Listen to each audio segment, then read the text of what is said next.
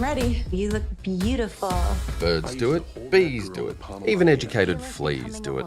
Let's do it. Let's let women own their sexuality and have that experience not via the male gaze. I'm Struthers Murray, and this is my review of Teenage Girls Want to Lose Their Virginity on Prom Night as Well, or, as the filmmakers have simply called it, blockers. Let's block those mother. I'm in. The Let's Lose Our Collective Virginities teen sex comedy is nothing new, but over the past 40 years it has gone through a long adolescence. From its prurient bikini-ripping TNA early days of the 1980s right through the noughts, the genre has been focused on one thing. It's the perspective of young men attempting to wrangle their way sexually into a not always completely willing female of the species. Then it kind of disappeared for a while. Come on, you didn't blow it. I think maybe...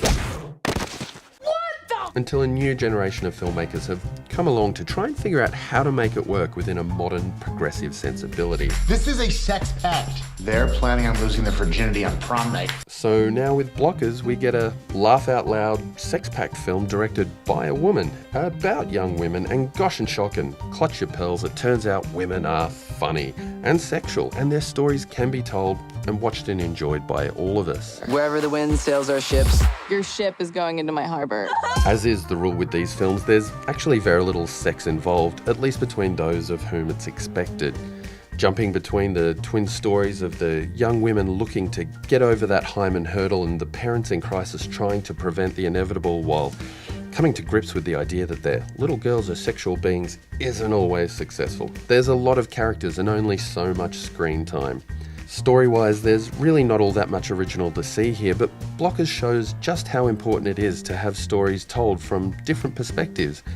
I've seen a dozen films like Blockers, but all starring the same group of young white guys. Diversity of representation isn't just important, it's also refreshing. And a new generation of teenagers now get to see something that looks like the world they've grown up in.